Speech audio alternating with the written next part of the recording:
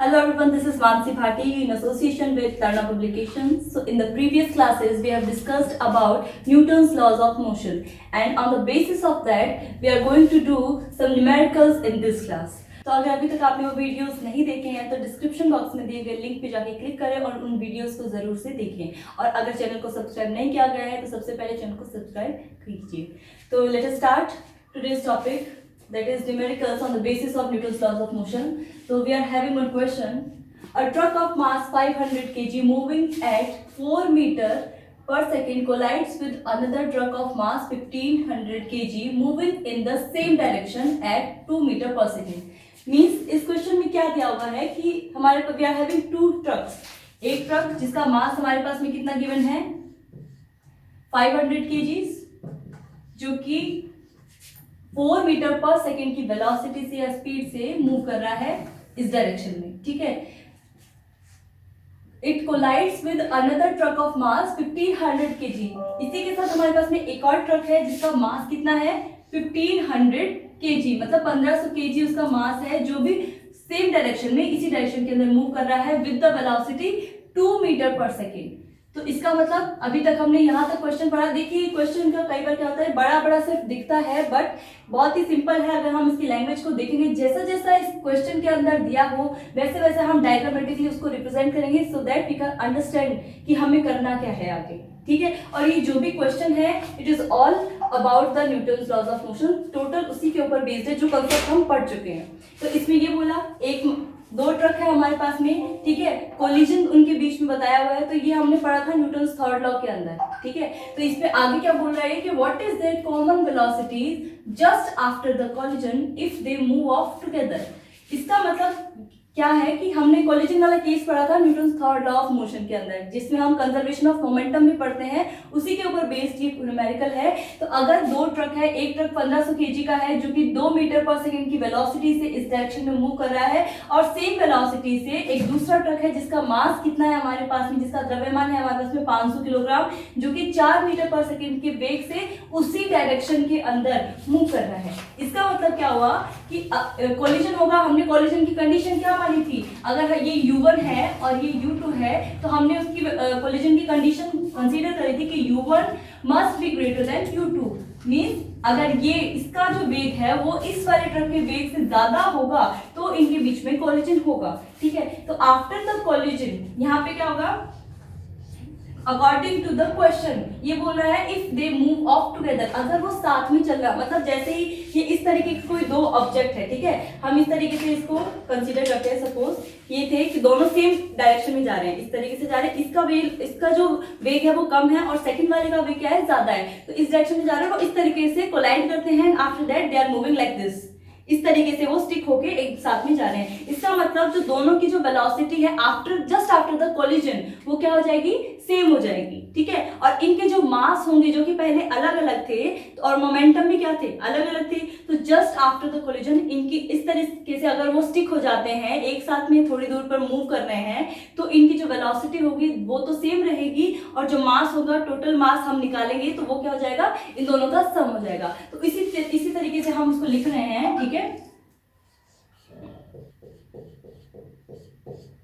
इसके हमने common velocity क्या कंसीडर कर ली, v, ठीक है। तो according to the conservation of momentum what we can write कि m1 u1 plus m2 u2 that will be equals to m1 plus m2 multiply by v। ये हमने कैसे किया, वही देखा था हमने कि total momentum before the collision will be equals to total momentum after the collision. तो ये क्या होगा, ये according to the conservation of momentum हमने ये फॉर्मूला यहाँ पे लिखा है। तो हमारे पास में वैल्यू सारी है, हम इसको पुट कर सकते हैं। जो कॉमन वेलोसिटी की बात कर रहा है उसको हमने कंसीडर कर लिया कैपिटल V, ठीक है, आफ्टर द कोलिजन। तो m1 मास क्या है हमारे पास में, m1 की वैल्यू हमारे पास में है 500 kg, U1 की वैल्यू है हमारे पास में 4 मीटर पर सेकेंड, M2 की वैल्यू है हमारे पास में कितनी 1500 kg एंड U2 की value we are having 2 metre per second, ठीक है। तो इन वैल्यूज को अगर हम इस फॉर्मूले में पुट करेंगे तो we will have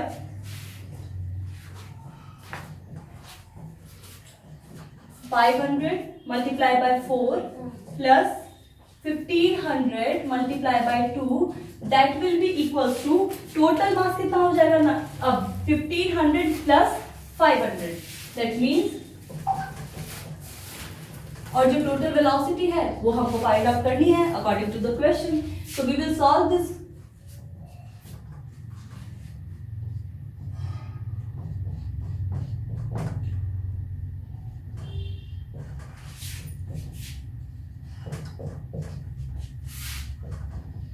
We are having after summing up we are having this value. अगर हम यहाँ से वेलोसिटी की वैल्यू को निकालेंगे तो we will have 2.5 metre per second. ये जो वेलोसिटी रहेगी it will be the common velocity acquired by the trucks after just after the collision if they move together. मतलब अगर वो साथ में चल रहे हैं तो कोलिजन के बाद में दोनों इस समान वेग से मोशन करेंगे.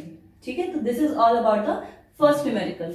नेक्स्ट क्वेश्चन देखते हैं. कुछ क्वेश्चन हमें डायग्रामेटिकली भी दिए हो सकते हैं, जरूरी नहीं इसमें लैंग्वेज दी हो, हमको कुछ डायग्राम्स दिए हो सकते हैं. ठीक है, तो उनको हमको किस तरीके से सॉल्व करना है. सपोज हम इसमें सेकंड क्वेश्चन की बात करते हैं तो हमारे पास में एक बॉक्स है. सपोज उसका जो मास है वो कितना लिया है हमने 3 kg लिया है. ठीक है, अब आप देखिए यहाँ पे दो तरीके के फोर्स इसमें अप्लाई किए हुए हैं. मींस एक 6 न्यूटन का फोर्स लग रहा है राइट हैंड डायरेक्शन में, एक 2 न्यूटन का फोर्स लग रहा है लेफ्ट हैंड साइड के अंदर.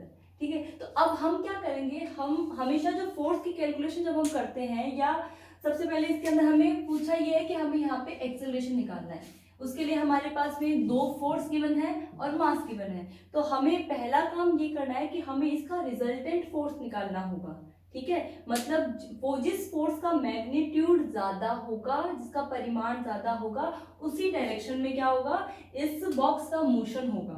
ठीक है, तो यहाँ पे इसका मैग्नीट्यूड कम है, ऑब्वियसली पता चला है कि 6 न्यूटन फोर्स 2 न्यूटन से ज्यादा है. तो रिजल्टेंट फोर्स क्या है 2 न्यूटन. इसके अंदर से अगर हम माइनस कर देते हैं तो कितना बचता है हमारे पास में, जो रिजल्टेंट फोर्स निकालेंगे हम F resultant it will be 6 Newton minus 2 Newton. हमारे पास में रिजल्टेंट फोर्स आया 4 न्यूटन का. तो हम इसको इस तरीके से निकाल सकते हैं यहाँ पे 4 न्यूटन. मास है ही हमारे पास में, mass of that box that is 3 kg. और हमें पता है कि फोर्स का जो फॉर्मूला होता है वो क्या होता है, सेकंड लॉ से F equals to ma. F equals to हमें किसकी वैल्यू निकालनी है, एक्सेलरेशन की. That means we can write it as F by m. जो हमारा रिजल्टेंट फोर्स आया वो क्या था 4 न्यूटन और यहाँ पे मास की वैल्यू कितनी आई है 3. तो हम इसको आगे फर्दर सॉल्व कर लेंगे 4/3 मीटर पर सेकंड स्क्वायर. इसको आप फर्दर सॉल्व भी कर सकते हैं. ये अगर आपको ऑप्शनल क्वेश्चन है तो आप उसको वैसे निकाल सकते हैं. अगर ये रैशनल फॉर्म में दिया हुआ है तो हम इसको इस तरीके से भी छोड़ सकते हैं. ठीक है, इसी तरीके से अगर हम थर्ड क्वेश्चन की बात करें तो थर्ड क्वेश्चन के अंदर भी सेम तरीके से ही दिया हुआ है, बट हमने डायरेक्शन ऑफ फोर्स अप्लाइड वो आपको अलग दी हुई है. तो हम उसको किस तरीके से लिख सकते हैं, देखो सेम चीज यहाँ पे हमको फॉलो करनी है कि हम यहाँ पे रिजल्टेंट फोर्स निकालेंगे. यहाँ पे देखिए 1 न्यूटन फोर्स लग रहा है डाउनवर्ड डायरेक्शन में. डाउनवर्ड डायरेक्शन में जो फोर्स लग रहा है हम उसको इस तरीके से मान सकते हैं कि it is acting towards the centre of the earth. Earth की तरफ लग रहा है. सपोज आप इस तरीके से देख सकते हैं कि हम जमीन से कोई चीज को उठा रहे हैं. हम उठा रहे हैं मीन्स हम कुछ फोर्स उसके ऊपर अप्लाई कर रहे हैं, वो ऊपर हमारे साथ में आ रही है. मैं इसको नीचे गिरा रही हूँ, मैं इसको यहाँ से उठा रही हूँ. इसमें इसके ऊपर कुछ फोर्स लग रहा है बट वो रिजल्टेंट फोर्स हम यहाँ पे लेके चलते हैं. तो 1 न्यूटन फोर्स और ऊपर जो लग रहा है वो कितना है 6 न्यूटन. तो यहाँ पे किसका मैग्नीट्यूड ज्यादा है 6 न्यूटन का. तो जो रिजल्टेंट फोर्स का डायरेक्शन होगा वो क्या होगा, वो भी अपवर्ड होगा. उसको हम सेम तरीके से निकालेंगे. That will B 6 Newton minus 1 Newton. तो कितना फोर्स आ गया हमारे पास में 5 न्यूटन अपवर्ड ऊपर की तरफ. ठीक है, तो यहाँ पे क्या हो गया, ये हम इसको लिख देंगे. इसका दूसरा एक और डायग्राम बना देंगे इसी के नीचे इस तरीके से. और मास की वैल्यू हमने कितनी ली है 10 kg. सेम प्रोसेस हमको यहाँ पे करना है. फोर्स की वैल्यू हमको पता होती है formula F equals to ma. ठीक है, और यहाँ से हमको एक्सेलरेशन की वैल्यू अगर निकालनी है तो हम इस तरीके से उसको शिफ्ट कर देंगे F divided by m. F की वैल्यू क्या है, रिजल्टेंट फोर्स को लेना है हमें यहाँ पे 5 न्यूटन और 5 बाय मास की वैल्यू कितनी थी 10. तो हम अगर इसको सॉल्व करते हैं तो it will be 0.5 metre per second square. अगर ये रैशनल फॉर्म में दिया हुआ है तो आप इसको सिंपली लिख सकते हैं 1/2 metre per second square. Simple. Let us see the next question. A girl of mass 50 kg jumps out of a rowing boat of mass 300 kg on the bank with a horizontal velocity of 3 meter per second. सबसे पहले चीज, जब भी आप इस तरीके की कुछ बड़े से आपको क्वेश्चंस दिखाई देते हैं तो आपको करना क्या है, आप एक बार आराम से पूरा क्वेश्चन को पढ़िए। जैसे जैसे आप पढ़ते जा रहे हैं, जो जो रॉ डेटा आपको गिवन होता है उसको लिखते जाइए कि हमारे पास में क्या क्या वैल्यूज है। फिर हम ये देखेंगे कि उसमें लास्ट में पूछा क्या है, उस बेसिस पे हम ये देखेंगे कि हमने जो चीज पढ़ी है उसमें से इस पे कौन सा फॉर्मूला या कौन सा कंसेप्ट अप्लाई हो रहा है। तो it is the very basic thing, हमको किस तरीके से क्वेश्चन सॉल्व करना है। कोई भी क्वेश्चन को सॉल्व करने के लिए आपको यही अप्रोच का यूज करना है। सबसे पहले आप उसको पढ़ोगे, फिर उसमें ये देखोगे जो डेटा आपको गिवन है उसके अकॉर्डिंग आप उसको लिखते जाएंगे, और फिर उसमें कौन सा प्रिंसिपल कौन सा फॉर्मूला अप्लाई हो रहा है उसके बेसिस पे आप उसको निकालेंगे। कुछ चीजें इंटर रिलेटेड होंगी, कुछ कॉम्प्लेक्स अगर कोई क्वेश्चन होता है तो वो इंटर रिलेटेड होती है, तो वो चीज आपको उसकी लैंग्वेज समझने के बाद में करना होता है। तो बेटर यही रहता है कि हम साथ साथ जो चीजें गिवन होती है उसको हम लिखते चले जाए। तो a girl of mass 50 kg, तो हमें जो गर्ल है, ठीक है, उसका मास गिवन है कितना है, तो हम उसको इस तरीके से डिनोट कर रहे हैं यहाँ पे m, mass of a girl that is mg। हम mg से उसको डिनोट कर रहे हैं, mg इक्वल्स टू 50 kg। ठीक है, हमको उसकी वेलोसिटी भी गिवन है कि 50 kg jumps out of a rowing boat. वो बोट जो आपको पता है पैडल करके चली जाती है, एक वो जिस लकड़ी का जो चप्पू होता है उससे हम पानी क्या होता है पीछे धकेला जाता है और बोट आगे जाती है। ठीक है, तो वो सेम चीज है यहाँ पे। तो एक उसके उस बोट का मास भी हमको गिवन है। ठीक है, तो उसको हम एम बी से डिनोट कर देंगे। B is for boat, G is for girl and M is for mass. तो mass of girl is given that is 50 kg, mass of boat is given that is 300 kg।